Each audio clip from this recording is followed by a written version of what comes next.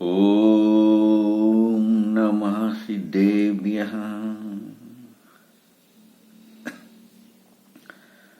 नमो अरिहन्ताणं, नमो सिद्धाणं, नमो आर्याणं, नमो वज्रायणं, नमो लोये सवसावणम्।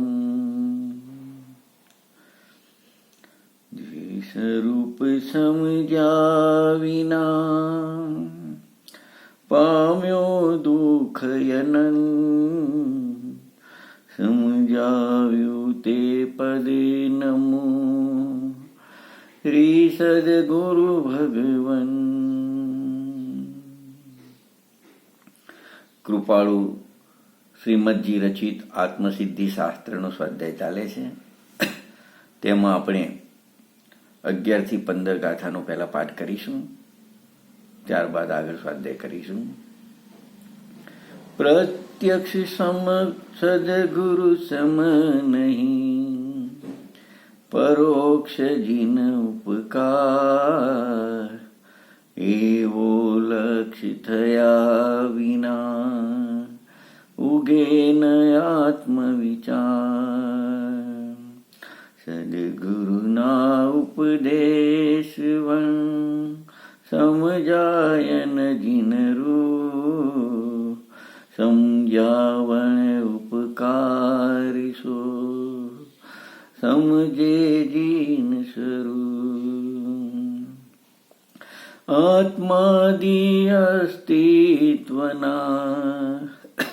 જેહ નિરૂપક સાર, પ્રત્યક્ષ સદગુરુ યોગ નહીં ત્યાં આધાર સુપાત્ર। અથવા સદગુરુ એ કહ્યા જે અવગાહનકાર,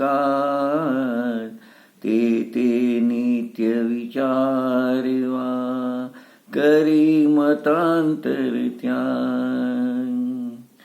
રોકે જીવ છંદ તો પામે અવશ્ય મોહ, પામ્યા એમ અનંત છે બાખ્યું જીન નિર્દોષ।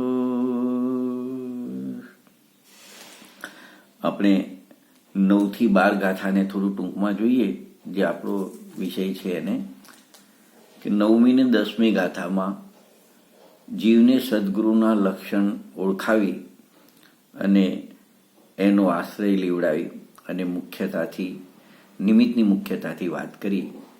પછી 11મી ગાથામાં નિમિત્ત, ઉપાદાન, નિશ્ચય, વ્યવહારની સંધિ કરીને કહે છે કે જીવ વ્યવહારથી સદગુરુના લક્ષણોને ઓળખી તેમના ઉપદેશના નિમિત્તે પોતાની પાત્રતાના ઉપાદાને ન્યાયપૂર્વક નિશ્ચયથી જીન પરમાત્માનું થતા પોતાનું સ્વરૂપ જાણે છે। તેથી આવા ઉપકારી સદગુરુ જ્ઞાની ધર્માત્માના ચરણ આશ્રયથી સમ્યક દર્શનની પૂર્વ ભૂમિકા જે આત્મવિચાર છે તે ઉગે છે। માટે પાત્ર જીવને પરોક્ષ જીન્વ કરતાં પણ અધિક ઉપકાર પ્રત્યક્ષ સદગુરુથી થાય છે એમ કહ્યું છે। આમ 11મી ગાથા સુધી આપણે સ્વાધ્યાય કર્યો। હવે 12મી ગાથાનો જે ઉપોદ્ઘાત છે એમાં એમ કહે છે કે જેમને વર્તમાનમાં સ્વરૂપ સ્થિતિ વિશે અપૂર્વપણું છે, એટલે જેમ ચોથા ગુણસ્થાને એક કસાય ચોકડીના અભાવની સ્વરૂપાચરણ કીધું છે, 5મા ગુણસ્થાને 2 કસાયના અભાવપૂર્વકનું કીધું છે, અને મુનિરાજોને 3 કસાયના અભાવપૂર્વકનું સ્વરૂપાચરણ ચારિત્ર્ય છે, એમને સ્વરૂપ સ્થિતિનું અપૂર્વપણું એટલે વિશેષતા હોય છે। એવા સદગુરુના ઉપદેશ વિના જીન સ્વરૂપ સમજાય નહીં, અને જીન સ્વરૂપ સમજ્યા વિના સદગુરુનો સાચો ઉપકાર પણ આવે નહીં। એવી આ 12મી ગાથા છે જેનો આપણે સ્વાધ્યાય કરવો છે। તો પહેલા 12મી ગાથાનો આપણે પાઠ કરીશું। સદગુરુના ઉપદેશ વન સમજાય ન જીનરૂ, સમજાવણ ઉપકાર સો સમજે જીન સ્વરૂપ. જો 12મી ગાથામાં એક સિદ્ધાંત કહેયો છે. એ સિદ્ધાંત શું છે અને એનો હેતુ શું છે કહેવાનો કે ધર્માત્મા જ્ઞાનીના ઉપદેશ વિના પૂર્ણ વિતરાગ સ્વરૂપ અને શુદ્ધાત્મ સ્વરૂપ જેમ તેમ સમજાય નહીં. આ એક સિદ્ધાંતની વાત કરી. તો એના માટે જ્ઞાની પુરુષો અજ્ઞાનીને સંબોધીને કહે છે કે તને શુદ્ધાત્મ સ્વરૂપ કેમ સમજાતું નથી, જીન સ્વરૂપ કેમ સમજાતું નથી? એનું કારણ એ છે કે અત્યાર સુધી જ્ઞાનીઓએ કહ્યું છે કાંઈ અને તું સમજી રહ્યો છે કાંઈ. મતલબ એમના કહેવાના આશયને તું સમજતો નથી. આવી અનસમજણમાં જ અનંતકાળથી તારો જે સ્વકાર છે એક એક સમય કરી અને અજ્ઞાનથી પરભાવમાં ચાલી રહ્યો છે.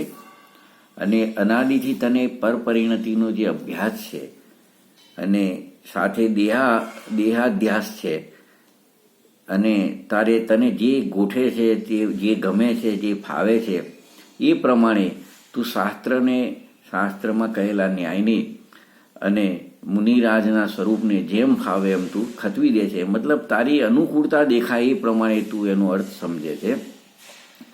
ખરેખર તારી સૌથી મોટી ભૂલ એ છે, અજ્ઞાનીને કહે છે કે તું રાગને પોતાનો માનીને રાગનો કરતા તું થઈ રહ્યો છે.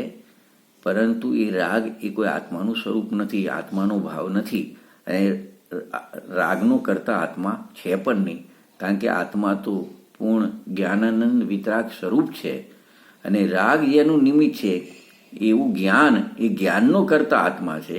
આત્માનું આવું જ ત્રિકાળ સ્વરૂપ છે. તે અનંતકાળથી આવું આત્માનું સ્વરૂપ જાણ્યું નથી એટલે તારો અનંતકાળથી તારો સ્વકાળ અણસમજણમાં ગયો છે. જો જ્ઞાનીઓએ વિતરાગ ભાવની સાથે રહેલા ભૂમિકા અનુસારના શ્રમણના રાગને જીનવાણીમાં વ્યવહારથી ધર્મ કહ્યો છે, પણ તું એ કથનનો જે અર્થ છે એનો જે ન્યાય છે, ન્યાય તું સમજતો નથી અને વિતરાગના નામે તું સસ્તું લઈને બેઠો છે. સસ્તું લઈને બેઠો છે એટલે શુભ રાગ તને કરવો સહેલો લાગે છે, શુભ રાગની પ્રવૃત્તિ સહેલી લાગે છે એટલે તું એવી તારી માન્યતા બની રહ્યો છે.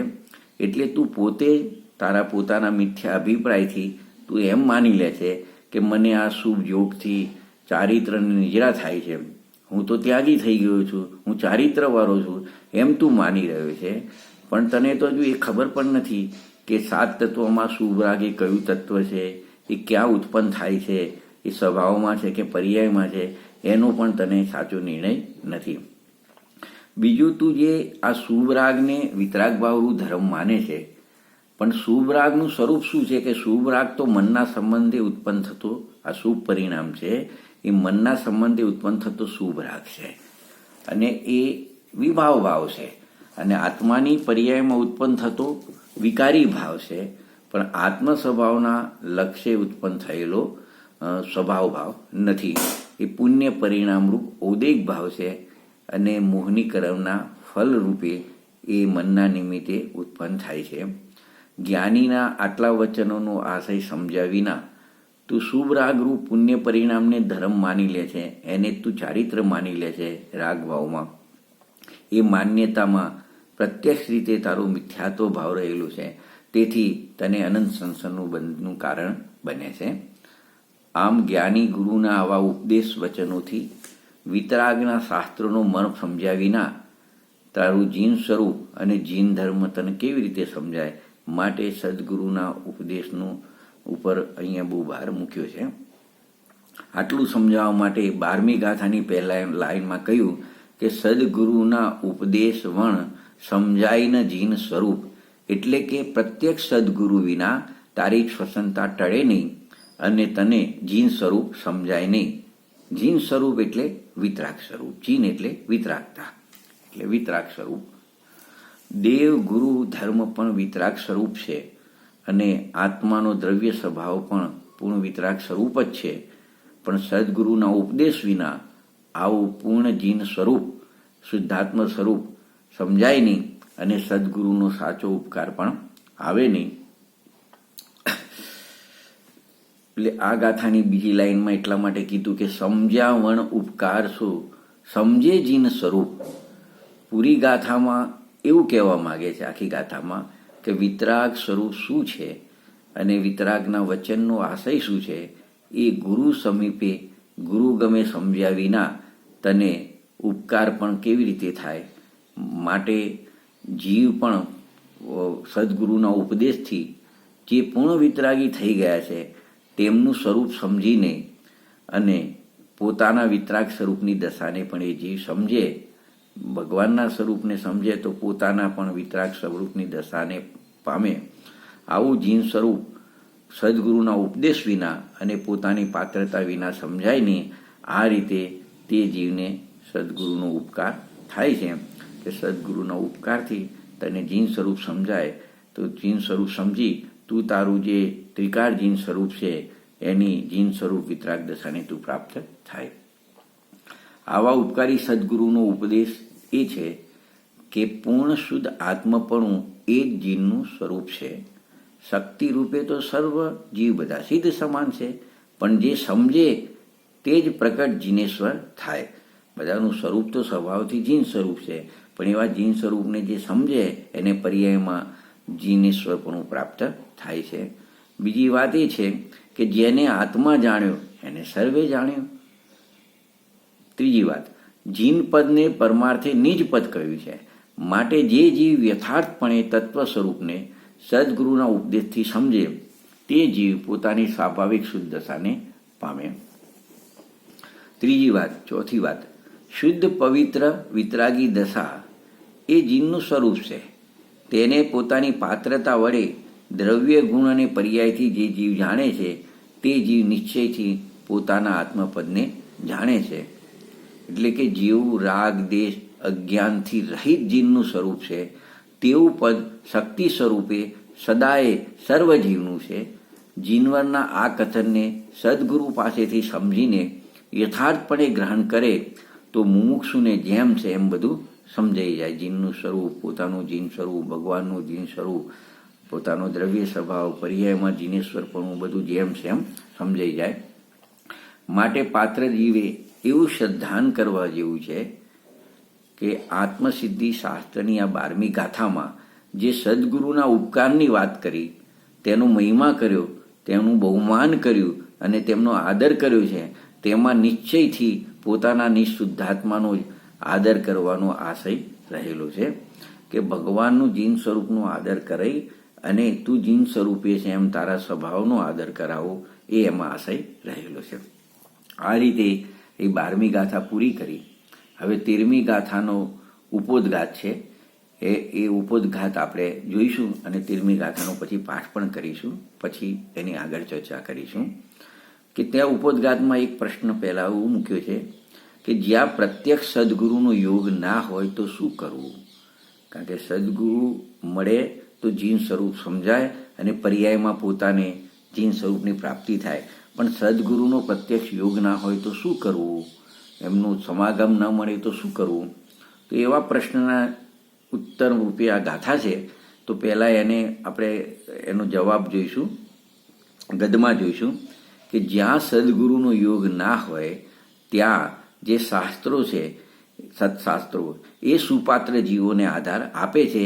તેથી તે શાસ્ત્રોને અવગાહવા એટલે કે શાસ્ત્રનું વાંચન કરવું અને એમાં રહેલા રહસ્યોનો એના મર્મને સમજવું.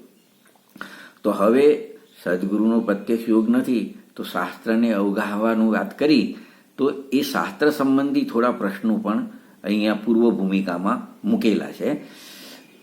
તો કહે છે કે એ શાસ્ત્રો કેવા પ્રમાણિક હોવા જોઈએ, મતલબ શાસ્ત્રની પ્રમાણિકતા શું છે.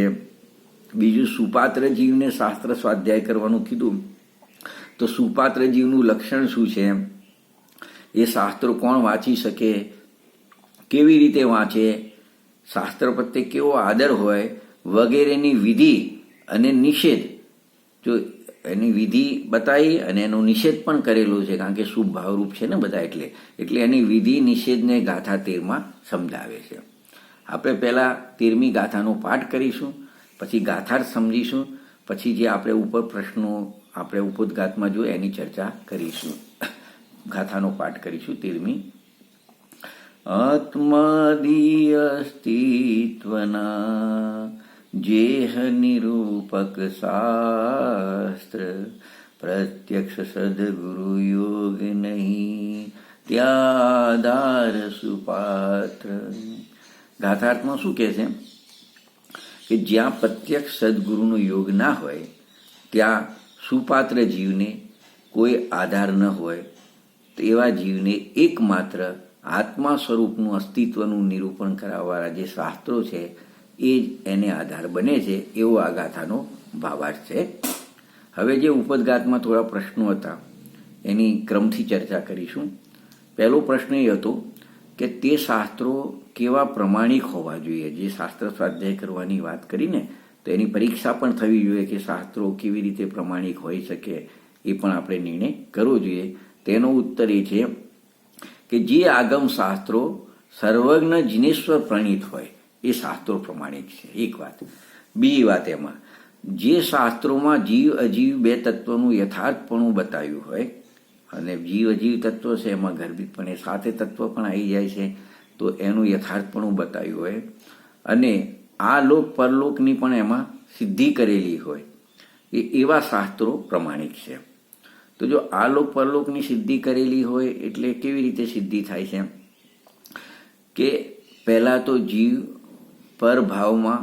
પરભાવરૂપ ઊંધી માન્યતાના કારણે એને રાગ દેશ અજ્ઞાનમય જળ ભાવરૂપ પરિણમન થાય છે, અને એવા ભાવરૂપ પરિણમનને કારણે વિચિત્ર કર્મફળ ભોગવાના અનેક પરલોકના એને સ્થાનો છે.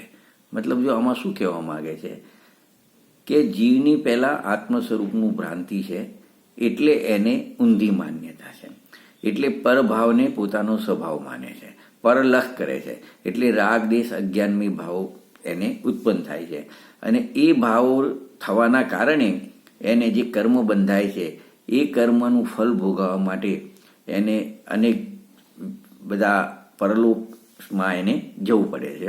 એટલે જે વર્તમાનમાં છે આ લોક છે, અહીંયાથી જીવ ભાવો કરીને એના ફળ ભોગવા જાય, બધું પરલોક છે. મેન્શ્રીબેનના વચરામૃતમાં પણ બોલ છે ને કે જીવ પરિણામ કરે અને એનું ફળ ના મળે તો 14 બ્રહ્માંડને શૂન્ય થવું પડે. એટલે જીવના પરિણામ સાથે કુદરત બંધાયેલી છે. મતલબ જીવ પાપ કરે અને તો એ નરકમાં જાય, પુણ્ય કરીને સ્વર્ગમાં જાય. ત્યાં તો એટલે સુધી વાત કરી છે, પરલોકથી સિદ્ધલોકની વાત કરી છે કે પાપ પુણ્યથી રહિત જે ચૈતન્યની પરિણતિ ચૈતન્યમાંથી ઉગે તો એ જરૂર સફળ થાય. મતલબ કે એ પાપ પુણ્યથી રહિત એવા આત્મ સ્વભાવરૂપે પરિણમે તો એને સંસારથી રહિત થાય. આમ જે પાપનું ફળ ભોગવાના સ્થાન, પુણ્યનું ફળ ભોગવાના સ્થાન છે, એમ શાસ્ત્રોમાં પરલોકની વાત આ રીતે આવે છે કે સ્વર્ગ, નરક, તિર્યંશ, મનુષ્ય આદિની સિદ્ધિ કરેલી હોય છે, તો એ શાસ્ત્રો પ્રમાણિક છે. બીજું, શાસ્ત્રમાં પૂર્ણ જન્મનો પણ સ્વીકાર કરાવે છે. મતલબ જે વર્તમાન ભાવો કર્યા એ ભાવોનું ફળ ભોગવા પરલોકમાં જાય છે તો એને નવો જન્મ પણ લેવો પડે છે, એમ એ વાત પણ આમાં આવી જાય છે. એટલે પુનઃજન્મનો સ્વીકાર પણ કરાવવામાં આવે છે. કારણ કે ઘણા લોકો એવું માનતા હોય છે કે જે મનુષ્ય છે એ બધા મનુષ્ય જ રહે, તિર્યંશ છે એ બધા તિર્યંશ રહે, અને પુનઃજન્મ કે બીજો જન્મ એમને મળે એવું બધું માનતા નથી હતા. તો કે એવું છે નહીં, કે એ પાપ કરીને નરક આદિમાં બી જાય છે, તિર્યંશ આદિમાં બી જાય છે, અને પુણ્ય કરીને સ્વર્ગ, મનુષ્ય ગતિ આદિ પણ એમાં મળે છે. ને આમાં મુખ્ય વાત પ્રમાણિકતા શાસ્ત્રોની એમાં છે કે એમાં એક મુખ્ય વાત એ પણ હોય છે કે દ્રવ્ય ત્રિકાળ શુદ્ધ છે અને અશુદ્ધતા પર્યાયમાં છે. પણ પર્યાયમાં અશુદ્ધતા હોવા છતાં ભલે અનાદિની અશુદ્ધતા હોય પણ શુદ્ધતા પ્રગટ કરી શકાય છે. આ મુખ્ય કથન છે, અને આવા શાસ્ત્રો પ્રમાણિક છે એમ કહેવા માંગે છે. મતલબ એનો અર્થ શું છે કે નિશુદ્ધાત્મ ત્રિકાળી દ્રવ્ય છે એનું અવલંબન લેવામાં આવે અને યથાર્થ પુરુષાર્થ કરવામાં આવે તો પર્યાયમાં જે રાગ દેશ અજ્ઞાન રહિત અશુદ્ધ દશા છે એનો અભાવ કરીને શુદ્ધ દશા પ્રગટ કરી શકાય છે. આ પ્રમાણે દ્રવ્ય સ્વભાવ બતાવે, પર્યાયની મલિનતા બતાવે, અને દ્રવ્ય સ્વભાવના આશ્રયે પર્યાયની અશુદ્ધતા દૂર કરી અને પર્યાયમાં શુદ્ધતા પ્રગટ કરી શકાય છે એવું બતાવવાના શાસ્ત્રો છે એ પ્રમાણિક શાસ્ત્રો છે. આમ જોઈએ તો અનેક પ્રકારે વાસ્તવિકતાઓનું સત્ય પ્રતિપાદન કરવાવાળા જે સર્વજ્ઞ કથિત આગમ શાસ્ત્રો છે એ જ પ્રમાણિક છે. અને આવા શાસ્ત્રો સુપાત્ર જીવોને પોતાના માર્ગમાં સાધક દશામાં આગળ વધવા માટે એના આધાર રૂપે થાય છે. બીજો પ્રશ્ન હતો કે હવે સુપાત્ર જીવની વાત કરી તો સુપાત્ર જીવનું લક્ષણ શું છે? તો એનો ઉત્તર છે કે જે જીવ આત્માર્થી છે એનું જીવન એક આત્માર્થ માટે છે કે આત્માને જ પ્રાપ્ત કરવો છે અને આત્મા સિવાય કંઈ જોઈતું નથી, અને એના માટે એ સદગુરુની આજ્ઞા પ્રમાણે વર્તે છે. બે વાત છે. ત્રીજી કે સમજો કે સદગુરુનો પ્રત્યક્ષ યોગ ના હોય તો જો સદગુરુનો યોગ ના હોય પ્રત્યક્ષપણે તો તેમના વિરહમાં ગુરુની આજ્ઞા શિરોધાર રાખીને વર્તે છે. એટલે કે ગુરુએ જે આજ્ઞા આપી હોય એ પ્રમાણે એના 6 દ્રવ્ય 7 તત્વોનું સ્વરૂપ જેમ સેમ એના સ્વરૂપનો વિચાર કરે છે. એને કહેવાય કે ગુરુની આજ્ઞા શિરોધાર રાખીને વર્તે છે ગુરુના વિરહકાળમાં. આવા જીવોને સુપાત્ર જીવો કહ્યા છે. અને આવા જીવોને ગુરુના વિરહમાં, ગુરુની ગેરહાજરીમાં આગમ જે શાસ્ત્રો છે ઉપર બતાવ્યા એ આધાર રૂપે થાય છે. ત્રીજો એક પ્રશ્ન ત્યાં હતો કે આ શાસ્ત્ર કોણ વાંચી શકે અને ક્યારે વાંચી શકે? એના ઉત્તરમાં એમ કહે છે કે સુપાત્ર જીવો આ શાસ્ત્ર વાંચે. કારણ કે જેને આવી પાત્રતા પ્રગટ થઈ નથી એને તો શાસ્ત્રની કિંમત, ગુરુની કિંમત સમજાતી નથી. એના માટે તો પ્રશ્ન નથી. સુપાત્ર જીવો આ શાસ્ત્ર વાંચે. અને ક્યારે વાંચે? કે જેટલો કાળ સત્પુરુષનો વિરહ હોય તેટલો કાળ એ શાસ્ત્ર વાંચે. પણ પ્રત્યક્ષ સદગુરુનો યોગ હોય તો સદગુરુનો સમાગમ કરે, એમ કહેવું છે એનું. પછી ચોથો પ્રશ્ન છે કે કયા શાસ્ત્રો વાંચવા જોઈએ? તો મતલબ એની પ્રમાણિકતા વાત હતી ને, એના અનુસંધાનમાં જ આ પ્રશ્ન છે કે જે શાસ્ત્રોમાં આત્મા સત સ્વરૂપ છે, સ્વભાવથી આત્મા એકલો છે, સ્વાધીન છે, અને જે છે નિત્ય છે, સ્વપણે છે પણ પરપણે નથી, તે સત સ્વરૂપ આત્માના અસ્તિત્વમાં રાગાદી વિકાર નથી. તો જે શાસ્ત્રોમાં આવા અનેક પ્રકારના સર્વજ્ઞ કથિત કથનો આવતા હોય, ત્યાં અવિરોધપણે ન્યાય કથનો આવે તો એવા શાસ્ત્રો વાંચવા જોઈએ. પણ એક શરત તો છે કે પ્રત્યક્ષ સદગુરુનું નિમિત્ત ન હોય ત્યારે આવા શાસ્ત્રો વાંચવા જોઈએ. પાંચમો પ્રશ્ન એ છે કે સુપાત્ર જીવ આવા શાસ્ત્રો કેવી રીતે વાંચે? તો કેટલી બધી જવાબદારી બતાવી છે પાત્ર જીવની, અને એ બધું સમજાવવા માટે આ બધા પ્રશ્ન ઉત્તર કરેલા છે. તો જો પ્રશ્ન નવો શું છે? સુપાત્ર જીવો શાસ્ત્ર કેવી રીતે વાંચે? તો જો એનો ઉત્તર શું આપે છે કે આત્માર્થી જીવ પહેલાં એક શરત તો મૂકી, જ્યારે વર્તમાનમાં સદગુરુની હયાતી ન હોય ત્યારે તેમના વિરહમાં સતત એમ ચિંતન કરે કે પ્રત્યક્ષ સદગુરુનો યોગ ક્યારે મળે. તો પહેલાં તો નથી યોગ તો એમનો વિરહ ચાલે છે, અને એમનો યોગ ક્યારે મળે એવું સતત ચિંતન ચાલુ રહે. અને નિરંતર સદગુરુના અપૂર્વ અવસરની ભાવના ભાવતો રહે કે મને ક્યારે એવો યોગ મળે કે મને સદગુરુનો ફરી ભેટો થાય. અને સદગુરુની આજ્ઞા સમજી, ભલે એ નથી પણ એમની આજ્ઞા સમજી વિવેક સહિત સાચા સુખની કામના માટે, જો એને બીજા કોઈ હેતુ એ નહીં કે આ શાસ્ત્ર વાંચી એટલો શુભ ભાવ થશે, પુણ્ય બંધાશે, તો મને સારા સંયોગો મળશે, એવો કોઈ હેતુ નહીં. કેટલી બધી વાત લાગે. તો સદગુરુની આજ્ઞા છે એમ માની વિવેક સહિત વિનયપૂર્વક સાચા સુખની કામના માટે, આત્મિક સુખની કામના માટે સર્વજ્ઞ કથિત શાસ્ત્રો વાંચી અવિરોધપણે એ તત્વ સાધના કરે છે, તત્વ વિચાર કરે છે. આવા હેતુથી અતિ વિનયપૂર્વક એ શાસ્ત્રોને વાંચે. પછી છઠ્ઠો પ્રશ્ન છે કે સુપાત્ર જીવને સત્શાસ્ત્રનો આધાર કેમ કહ્યો? તો એનો ઉત્તર આમ છે કે શાસ્ત્રમાં વસ્તુનું સ્વરૂપ, દ્રવ્ય નિક્ષેપ, ભાવ નિક્ષેપ, નામ નિક્ષેપ અને સ્થાપના નિક્ષેપથી કહ્યું છે. હવે જ્યારે જીવ આવા વસ્તુ સ્વરૂપનો આ નિક્ષેપોથી સ્વાધ્યાય કરે તો એને વસ્તુ સ્વરૂપનો વિચાર થાય છે. અને છે ને વસ્તુ સ્વરૂપ ધ્યાવતા મન પામે વિશ્રામ. વિશ્રામ એટલે પોતાના વસ્તુ સ્વરૂપનું યથાર્થ જ્ઞાન ને ધ્યાન થતાં એમાં એકાગ્રતા થાય છે અને નિર્વિકલ્પ દશાની સમ્યક દર્શનની પ્રાપ્તિ થાય છે. એટલે આવા વસ્તુ સ્વરૂપનો વિચાર થાય છે અને વિચાર થતાં એને સ્વ અને પરનું પણ યથાર્થ ભેદ જ્ઞાન થાય છે. એટલે એને અપૂર્વ પુરુષાર્થ એને પર્યાયમાં પ્રગટ થાય છે. બીજું, શાસ્ત્રોમાં જે નયે જે પ્રમાણથી, નિશ્ચય વ્યવહારથી, પરમાર્થથી કે જે તે ન્યાયથી જ્યાં જે યોગ્ય હોય તે યથાસ્થાને એ સમજતો જાય છે. જેમ જેમ વાંચે છે એને બધા નય, પ્રમાણ, નિશ્ચય, વ્યવહાર, પરમાર્થ શું છે એ બધી વસ્તુ એને યોગ્યપણે સમજાય છે. તેથી એને યથાર્થ સાચો પુરુષાર્થ પ્રગટ થાય છે. એને શાસ્ત્ર સ્વાધ્યાય કરવાથી એ પણ સમજાય છે કે નિશ્ચય નહીંથી, દ્રવ્યાર્થિક નયે હું આત્મા કેવળ શુદ્ધ છું એમ એને એક અપેક્ષા પણ સમજાય છે. એકાંતે હું શુદ્ધ છું એવું માનતો નથી. તો આત્માને દ્રવ્ય સ્વભાવે શુદ્ધપણું છે, પણ પર્યાયમાં આત્માને અશુદ્ધપણું છે.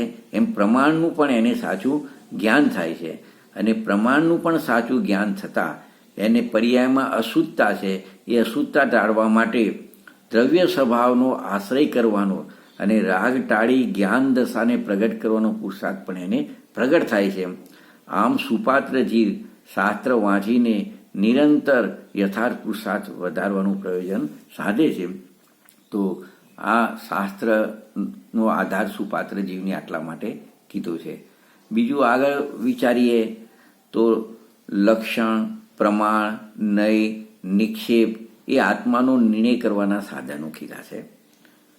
તથા સાધક દશામાં જ્ઞાનની વિશેષ નિર્મળતાના પણ સાધનો એને કીધા છે. કારણ કે જેનો તત્વ વિચાર ચાલે તો એને આ રીતે લક્ષણ, પ્રમાણ, નય, નિક્ષેપથી એનો વિચાર ચાલતો હોય છે અને એ જેમ જેમ આ બધી સમજણ કરતો જાય એમ એના જ્ઞાનની પણ વિશેષ નિર્મળતા થાય છે. માટે જ્ઞાનની વિશેષ નિર્મળતાના પણ સાધનો કીધા અને આત્મ સ્વરૂપનો યથાર્થ નિર્ણય કરવાના પણ સાધનો કીધા. એમ જાણી જ્યાં સુધી અભેદ દશાની પ્રાપ્તિ ન થાય, બધા વિકલ્પો શાંત ન થઈ જાય, બધા ભેદ વિકલ્પો શાંત થઈને અભેદ દશાની પ્રાપ્તિ ન થાય ત્યાં સુધી આવો શાસ્ત્રનો અભ્યાસ, સ્વાધ્યાય આદિ કરે. પણ નિયમ પાછો એક શરત મૂકી છે કે સદગુરુ પ્રત્યક્ષ ન હોય, જેટલો સમય ન હોય એટલો સમય પૂરતો આ નિયમ જાણીને અને એ અપેક્ષાએ શાસ્ત્રનો આદર વગેરે એ કરે છે. ધર્માત્માને શુદ્ધ ભક્તિ કરવાનું કહ્યું છે. તેમાં પણ શાસ્ત્ર આદિનું બહુમાન કરવાની જ વાત કીધી છે. કારણ કે શાસ્ત્રો સતપદ પ્રરૂપણાનો આધાર છે. તેમાં ઉત્પાદ વય ધ્રુવોક્તમ સત એવા અસ્થિપદને બતાવવાવાળું યથાર્થ તત્વનું નિરૂપણ જીનવાણીમાં આવે છે. એટલે શાસ્ત્રોમાં અનેક પ્રકારે પ્રરૂપણા આવે છે કે આત્મા છે જે છે તે પરપણે નથી, સ્વપણે છે અને ટકીને બદલાય છે. આમ આત્માનું અસ્થિ નાસ્તિરૂપ પ્રમાણરૂપ જ્ઞાન પણ એને થાય છે. આ બધા કારણોથી સુપાત્ર જીવોને શાસ્ત્રનો આધાર કયો છે. પણ જેટલા સમય પૂરતો સદગુરુનો પ્રત્યક્ષ યોગ ના હોય એટલા સમય પૂરતો શાસ્ત્રનો આધાર કયો છે એમ જાણીને તે અપેક્ષાઓને રાખીને શાસ્ત્રનો આદર કરવો જોઈએ. અહીં સુપાત્ર જીવને શાસ્ત્રો આધારરૂપ કહ્યા, પણ પ્રત્યક્ષ સદગુરુનો મહિમા માથે ચડાવે તો એ આધારરૂપ બને છે. મતલબ જીનવાણીમાં જ્ઞાનીઓએ જે કીધું છે એનો આશય સમજે અને એ આશય પ્રમાણે પોતાની પરિણતિ બનાવે તો એ આધારરૂપ કહેવામાં આવે છે. તો ખરેખર વ્યવહારથી, ઉપચારથી શાસ્ત્રોનો આધાર કે ગુરુનો મહિમા છે એ ઉપચારથી કહેવામાં આવે છે. કારણ કે ખરી રીતે તો નિશ્ચયથી જો કોઈ આધાર હોય આત્માને તો ધ્યેયરૂપ આખું ત્રિકાળી દ્રવ્ય શુદ્ધાત્મા છે એનો જ આધાર છે અને તેના તરફનું વલણ એ પર્યાયનો આધાર બને છે. માટે પર્યાયમાં પોતે જ દ્રવ્ય ત્રિકાળી શુદ્ધાત્માને આધાર માને તો પછી એ હીનપણું કે અનાદર એનો શુદ્ધાત્માનો ત્રિકાળી દ્રવ્યનો થવા દેતો નથી.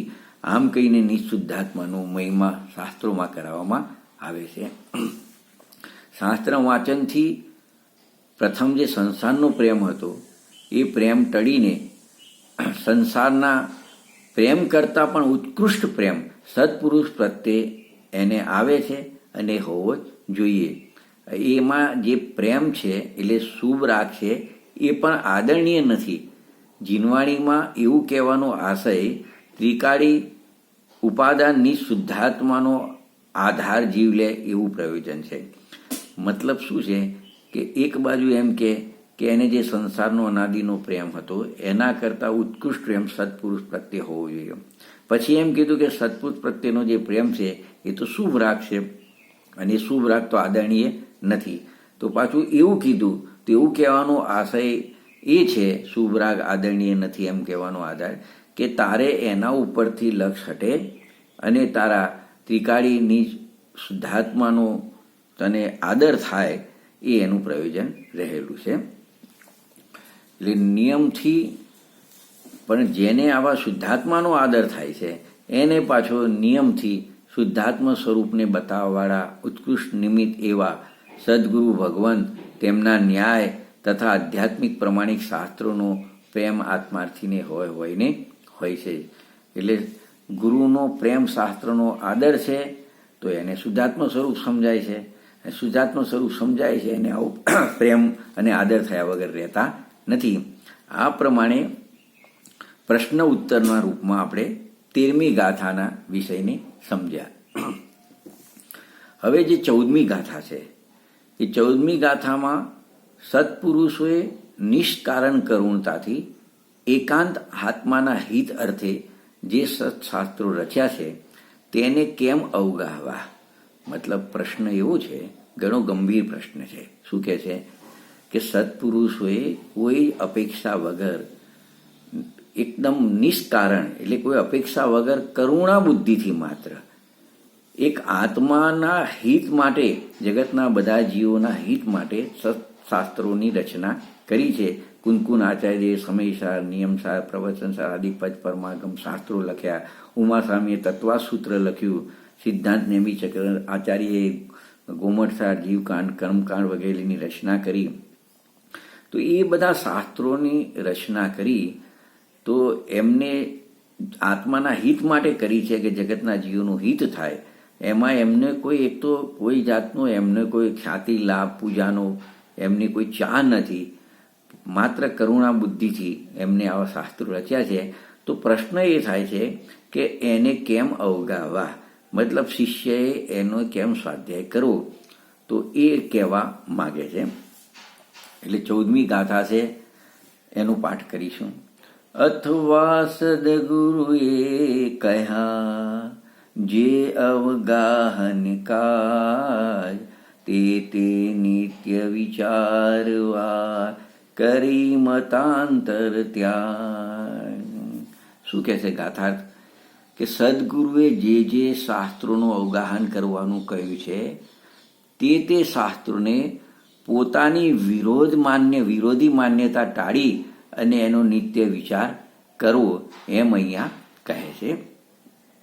એટલે આખી ગાથાને આપણે જોઈશું તો એમાં એમ સમજાવે છે, દ્રષ્ટાંત આપે છે પૂજ્ય ગુરુદેવશ્રી કે જેમ મરજીવા હોય ને, મરજીવા એ દરિયામાંથી મોતી લેવા માટે ઊંડા અવગાહે છે, એટલે ખૂબ ઊંડે સુધી જાય છે.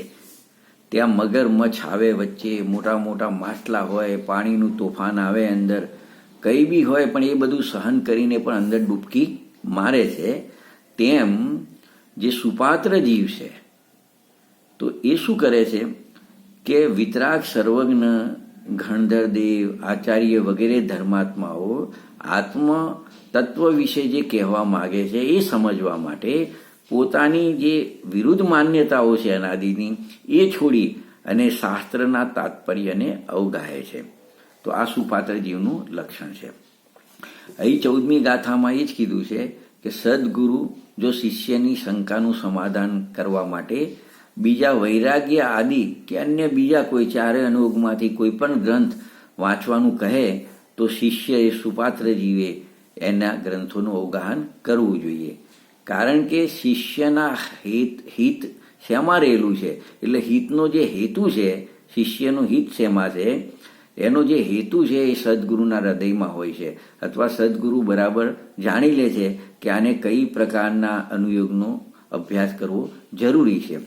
માટે એ શિષ્યની ભૂલ ટાળવા માટે સદગુરુ જે શાસ્ત્રોને અવગાહવાનું કે વાંચવાનું કહે એ શાસ્ત્રો શિષ્યએ વાંચવા જોઈએ.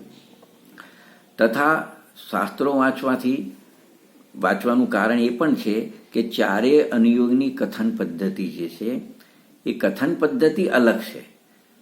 એમાં દરેક પદ્ધતિનો આશય અલગ અલગ રહેલો છે. તો કયા અનુયોગમાં શું આશય રહેલો છે, કઈ પદ્ધતિથી વસ્તુ સ્વરૂપ બતાવ્યું છે, આ બધું સમજવા માટે અને જીનવાણીમાં સમજણપૂર્વક પ્રવેશ કરવા માટે શાસ્ત્રોને વિશેષપણે અવગાહવા માટે કહ્યું છે. બીજું કારણ એ પણ છે કે શિષ્ય જો કોઈ વિરોધવાળા એકાંત મતમાં કે એકાંત પક્ષમાં હોય, રોકાયેલો હોય, તો એ શાસ્ત્રો વાંચે તો શાસ્ત્રમાંથી પણ જ્ઞાની પુરુષોને કહેવાનો જે આશય છે એને સમજી લે અને સત્ય વાતનો સ્વીકાર કરી શકે. માટે નિરંતર શાસ્ત્ર સ્વાધ્યાય કરવું જોઈએ. એટલે શિષ્યએ પોતામાં રહેલી સૂક્ષ્મમાં સૂક્ષ્મ ભૂલ પણ ટાળવી હોય તો સત્સમાગમ અને વિનય સહિત શાસ્ત્રનું નિત્ય અવગાહન, વિચાર અને ઊંડું મનન કરવું જોઈએ. કે ગણધર જેવા મહામુનિ સંત જેઓ 4 જ્ઞાનના ધારી છે એવા અને જે જીવો એ જ ભવે મોક્ષ જવાવાળા છે એવા જીવો પણ શાસ્ત્રોને અવગાહે છે અને સ્વાધ્યાય કરે છે. માટે દરેક પાત્ર જીવે શાસ્ત્રોને અવગાહવા એમ આ 14મી ગાથામાં કહ્યું છે. હવે દરેક જીવો શાસ્ત્ર અભ્યાસ કેવી રીતે કરવો એ પણ આ 14મી ગાથામાં થોડું પૂજ્ય ગુરુદેવશ્રીએ અને કૃપાળુ શ્રીમદજીએ કહ્યું છે. કે આચાર્યને કહેવાનો આશય શું છે, આ વાચક જે શબ્દો છે શાસ્ત્રના એ શબ્દોનું વાચ્ય શું છે એનો ન્યાયથી વિચાર કરી અને આ બધું સમજવાનું છે. અંદર જે સૂચના ઉપદેશ આપ્યો એને સમજવાનું છે. આમ વાંચનારની ઘણી જવાબદારી છે. એવું નથી કે રોજ એક પેજ 2 પેજ વાંચવા કે 10 મિનિટ 15 મિનિટ અડધો કલાક વાંચવા એટલે માત્ર વાંચીને મૂકી દેવું એવું નથી. કે એના કહેવાનો આશય શું છે, આવું કેમ કીધું, મને આનાથી શું લાભ થાય, આ વાચક શબ્દોનું વાચ્ય શું થાય, એવું બધું ન્યાયથી વિચારીને બધું સમજતા જવું અને વાંચતા જવું એ એની પદ્ધતિ બતાવવા માંગે છે. બીજું, મધ્યસ્થ બની ઊંડાણથી નિરંતર વિચારવું. મતલબ વાંચ્યા કરતાં વિચાર ઘણો હોવો જોઈએ. પોતાની મતિ કલ્પનાથી સ્વસંદે વાંચી જાય તો એનું ફળ જે મળવું જોઈએ ના મળે, ઉપરથી વિપરીત ફળ મળે. મતલબ જે તલવાર આપણું મસ્તકને બચાવવાવાળું છે, આપણને બચાવવાળી એ તલવાર આપણું મસ્તકનું છેદન કરવાવાળી બની જાય એવું થાય. મતલબ શાસ્ત્ર શસ્ત્ર બની જાય બીજા અર્થમાં કહીએ તો. એટલે પોતાની મતિ કલ્પના છોડી, સ્વસનતા છોડી અને શાસ્ત્રનો સ્વાધ્યાય કરવો જોઈએ. જો એવું ના કરે તો પોતાની મનગમતી વાત શાસ્ત્રમાંથી એકાંતે પકડી પાડે અને જો વ્યવહાર આભાસ એને હશે તો એ ક્રિયાજળ થઈ જશે. અમે એમાં ક્રિયામાં ધર્મ માનીને બેઠો હતો અને એ પ્રકારના કથનો આવે તો એ ક્રિયાજળ થઈ જાય. અને જો એને નિશ્ચયનો આભાસ હોય તો શુષ્ક જ્ઞાની નિશ્ચયાભાસી થઈ જશે અને સ્વચ્છંદતા રૂપે પ્રવર્તશે. એટલે જો નિશ્ચયાભાસી થાય ને તો એની કેવી માન્યતાઓ એની હોય છે એ પણ થોડું શાસ્ત્રમાંથી જોવા મળે છે. કે બધા શાસ્ત્રોમાં એવું કહ્યું છે નિશ્ચયના કથનોમાં કે આત્મા શુદ્ધ બુદ્ધ ચૈતન્ય ઘન સ્વયં જ્યોતિ સુખનું ધામ છે. તો એને એવું માની લીધું કે આત્મા આવો જ છે નિશ્ચયાભાસી. બીજું એ એમ માને છે કે મને આ બધું સમજાઈ ગયું છે આત્માનું સ્વરૂપ. અને બંધમુખ તો કલ્પના છે, બંધમુખ જેવું તો આત્મામાં છે જ નહીં. જીવમાં કોઈ ભ્રાંતિ જ નથી, કોઈ ભૂલ જ નથી. તો પછી સંસાર આત્માને છે જ નહીં, પૂર્વે પણ હતો નહીં, વર્તમાનમાં પણ છે જ નહીં. એમ એકાંત પકડી નિશ્ચયાભાસમાં સ્વસંદી પ્રવૃત્તિ કરે છે. પછી એને કોઈ ડર તો રહેતો નથી, પોતાની ભૂલનો તો સ્વીકાર કરતો નથી. આવી રીતે નિશ્ચયાભાસમાં એકાંતમાં સ્વસંદે પ્રવર્તે છે. બીજું, પોતે રાગાદી કસાયમાં મોહના આવેશમાં આવીને વર્તે છે અને જ્ઞાન માત્રના શબ્દોને મનથી ખાલી ધારી રાખે છે કે હું જ્ઞાન માત્ર છું, આત્મા જ્ઞાન માત્ર છે. અને એવું મુખથી બોલે પણ છે તેથી એને શાસ્ત્ર સ્વાધ્યાયનું કંઈ પણ ફળ મળતું નથી. એટલા માટે બધા જ્ઞાનીઓનો ઉપદેશ એક જ હોય છે કે તારે નિઃશુદ્ધાત્માનો આશ્રય કરે તો ધર્મ થાય, અને આશ્રય કરવો એટલે એનો અનુભવ કરવો. અનુભવ કરવાથી પર્યાયમાં ધર્મ થાય છે. આત્મા શુદ્ધ જ છે, જ્ઞાનીઓ પણ શુદ્ધ કહી રહ્યા છે, જીનવાણીમાં પણ શુદ્ધ કીધો છે, પણ એ કઈ દ્રષ્ટિએ શુદ્ધ કીધો છે એ સમજે નહીં, અને શુદ્ધ છું એટલા નામ માત્ર ને શબ્દો માત્રને પકડી રાખે. તેથી કોઈ પર્યાયમાં તો કોઈ શુદ્ધ થઈ જતો નથી. એની પર્યાયમાં તો અશુદ્ધતા, રાગ, દેશ, અજ્ઞાનતા, વિકાર બની જ રહે છે. માટે શરત મૂકી છે કે જે જીવ છસંટા ટાળી નિર્દોષ વિતરાગ ભગવંતોના ભાવ વચનોનો આશય શું છે એને દ્રવ્ય સ્વભાવે સમજે અને ઊંડાણથી વિચાર કરે તો એને અંદરથી ન્યાય સમજાય. જો ભાવ વાચન કહીને કે અંદર જે એવો અનુભવ જ્ઞાનીને વર્તે છે એવો આશય પોતાનો બનાવે તો એનો અંદરથી ન્યાય નીકળે કે દ્રવ્યથી તો સર્વ જીવો શક્તિ રૂપે શુદ્ધ જ છે માત્ર, છતાં જીવ શુદ્ધ સ્વરૂપના પુરુષાર્થથી, જો એક તો પહેલા દ્રવ્ય અપેક્ષાથી તો દરેક જીવો દ્રવ્ય અપેક્ષાએ તો શુદ્ધ છે, અને પર્યાયથી વિચાર કરે તો એ પણ સ્વીકારે છે કે વર્તમાન અવસ્થા પોતાની ભૂલના કારણે મલિન છે.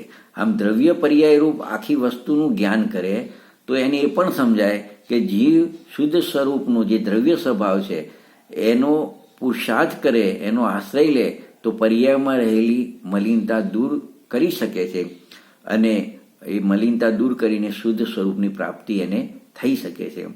આ ન્યાય જો જીવ એક પણ વાતનો વિરોધ ટાળે, મતલબ ના નિશ્ચયાભાષી બને ના વ્યવહારભાષી બને, તો કોઈ પણ એક પડખાને પણ વિરોધ એ દૂર થાય એને તો યથાર્થપણે શાસ્ત્રોના ન્યાયને ઊંડાણથી અવગાહી અને ન્યાયના જેટલા પણ પડખા છે એ બધા પ્રમાણિક સંધિનો એને મેળ બેસી જાય.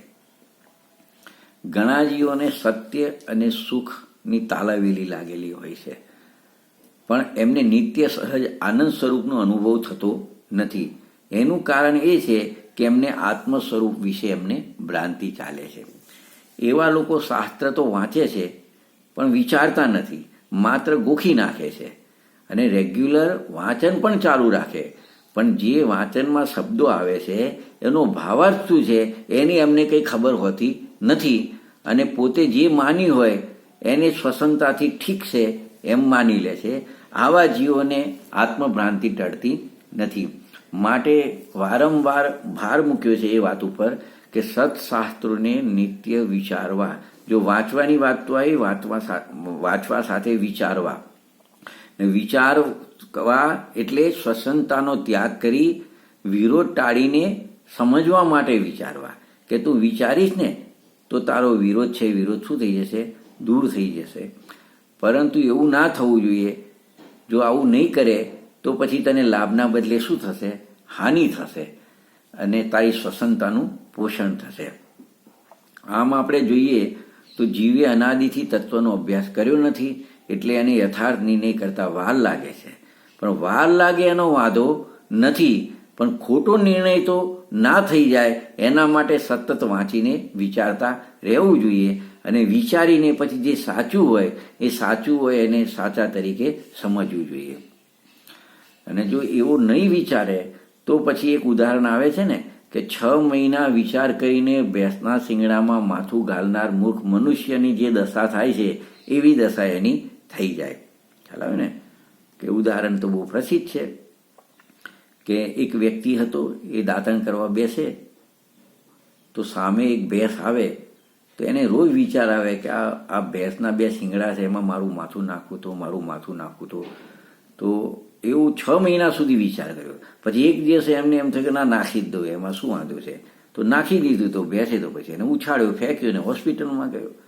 પછી બધાએ કીધું ભાઈ આવું કેમ થયું? તો કે મેં ભેંસના 2 શિંગડા વચ્ચે મારું માથું નાખ્યું હતું. તો પછી બધા કે ભલા માણસ વિચાર તો કરવો હતો. તો કે મેં વિચાર તો કર્યો, 6 મહિના સુધી વિચાર કર્યો, પછી મારું માથું નાખ્યું છે. એટલે જો વિચાર કરવો પણ યથાર્થ સમજણ કરવી જરૂરી છે, પણ યથાર્થ સમજણ કર્યા વગર પોતાને ગમતું માની લે તો પછી આ કહે છે ને 6 મહિના વિચાર કરીને ભેંસના શિંગડામાં માથું ગાળનાર મૂર્ખ મનુષ્ય જેવું થાય એવું થવું ના જોઈએ. માટે અવિરોધક જે તત્વ નિરૂપક શાસ્ત્રનો યથાર્થ સમજીને શાસ્ત્રમાં પ્રવેશ કરવો જોઈએ. જેમ કે હું કોણ છું, મારું સ્વરૂપ શું છે, તથા આજ સુધી મેં જે માન્યું છે એનાથી હું આ શાસ્ત્રમાં કંઈક અલગ વાત આવે છે એમ ન્યાય દ્રષ્ટિથી વિચારે તો એને જરૂર લાભ થાય. પણ કુધર્મને સાર્થક કરવાના હેતુએ કે લોકરંજન માટે કે પોતાની માન મોટપ વધારવા અર્થે એ શાસ્ત્રો વાંચે તો એમાં એનું વાંચેલું સફળ થાય નહીં. કારણ કે એવા જીવો તો એવું જ માને કે હું ધર્મ કરું છું, મારો હેતુ ધર્મ પ્રભાવનાનો છે, પણ પરમાર્થ આશયનું એમને કંઈ ભાન નથી હોતું. માટે જે કરે એનાથી માત્ર ને માત્ર અજ્ઞાનની પુષ્ટિ થતી હોય છે.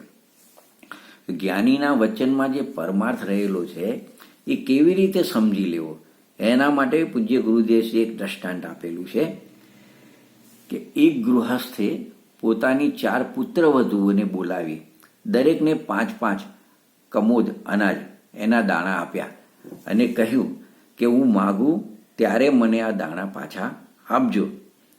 શબ્દો તો ચારેયને એક સરખા જ કીધા, પરંતુ તેના ભાવનો અર્થ ચારેય વહુએ પોતપોતાની દ્રષ્ટિથી કર્યો. એક વહુએ તો દાણા ફેંકી દીધા, બીજી વહુ દાણાને ખાઈ ગઈ. એ બંને એમ વિચાર્યું, એમ માની લીધું કે જ્યારે સસુરજી દાણા માગશે ત્યારે ઘરમાંથી આપી દઈશું. તો બેએ તો આવું કર્યું. ત્રીજી વહુએ શું કર્યું? દાણા સાચવી રાખ્યા. અને ચોથી વહુએ શું કર્યું? સસરાને આજે કહેવાનો આશય હતો એ આશયને સમજીને એ દાણા વાવવા માટે એના પિયર મોકલી દીધા.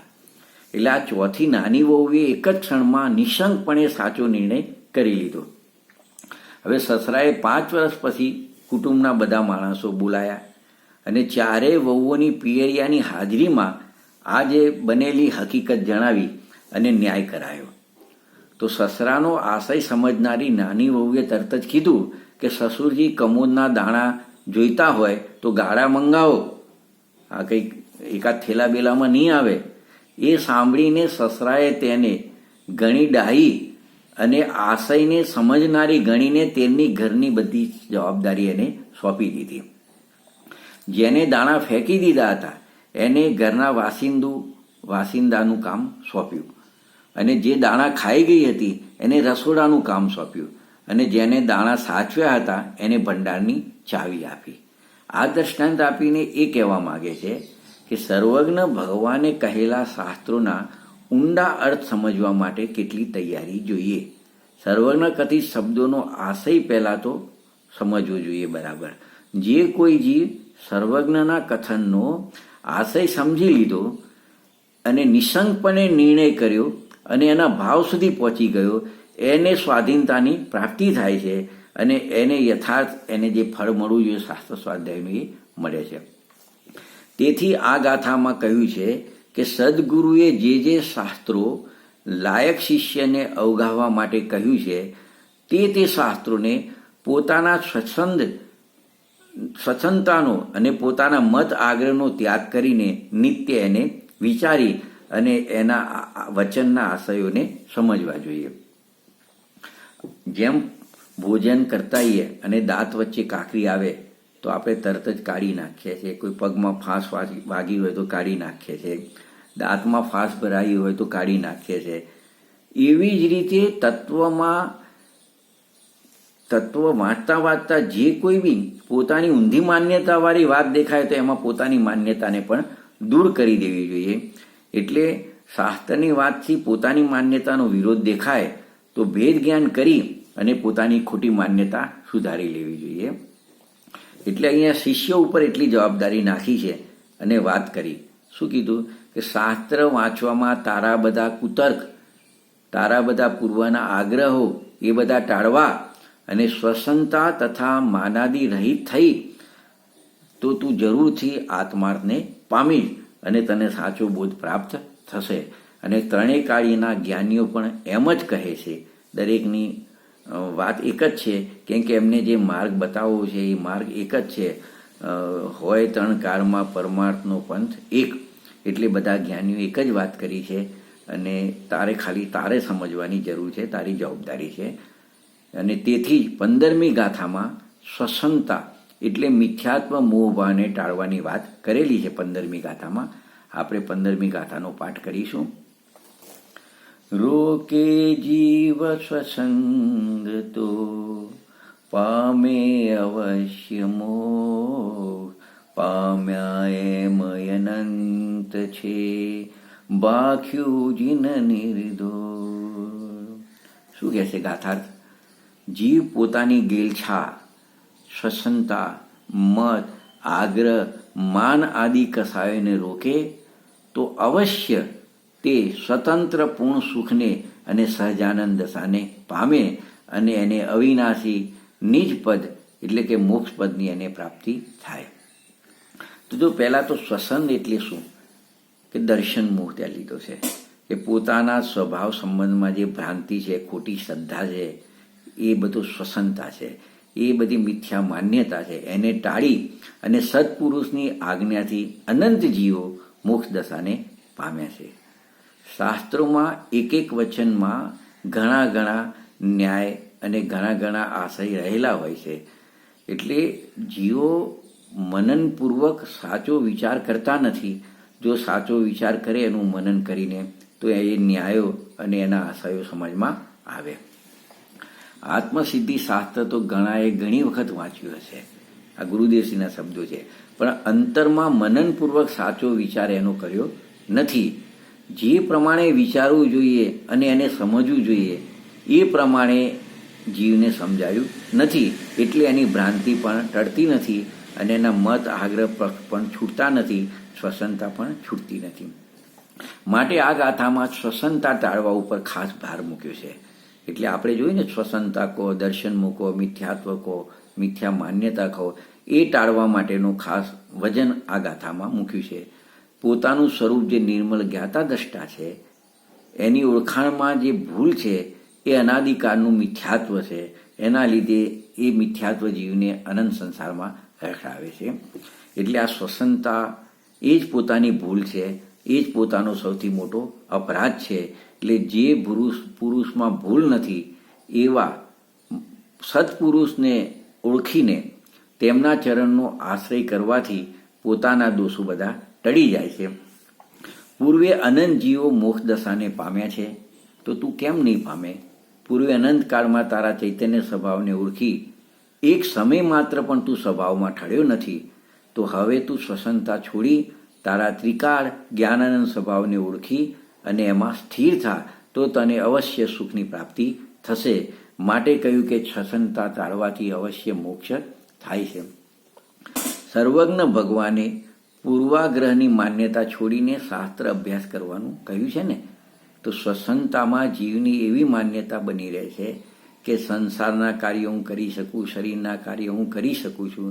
આવા ખોટી માન્યતા અને એના ખોટા અભિપ્રાયની જે પકડ છે, તો એનો ત્યાગ કરી સર્વજ્ઞ ભગવાને જે સ્વરૂપ કહ્યું છે એ નિઃશુદ્ધાત્મ સ્વરૂપને ઓળખી અને જીવ એનો આશ્રય કરે તો જીવ અવશ્ય મોક્ષ દશાને પામે છે.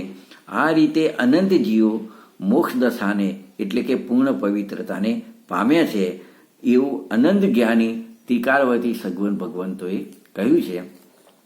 આ કેવળ જ્ઞાની પરમાત્મા નિર્દોષ છે અને એમનું કથન પણ કેવું છે? નિર્દોષ છે. તેઓ રાગ દેશ અજ્ઞાનનો સર્વથા નાશ કરીને પર્યાયમાં નિર્દોષ થયા છે. આવા અનંત કેવળ જ્ઞાની થાય છે અને ભવિષ્યમાં થતા રહેશે.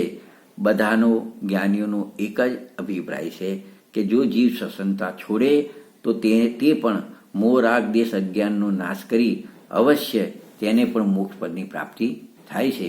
તો આપણે પણ આજે 12 થી 15 ગાથાનો અભ્યાસ કર્યો, તો એને આપણે એનાથી જે સમજ્યા વિષય વસ્તુને, તો આપણે પણ આપણી શ્વસનતા છોડી મોહ રાગ દેશ અજ્ઞાનનો નાશ કરી મોક્ષ પદની પ્રાપ્તિ કરીએ એવી મંગલ ભાવના સાથે વિરામ લઈએ છીએ. જય જિનેન્દ્ર.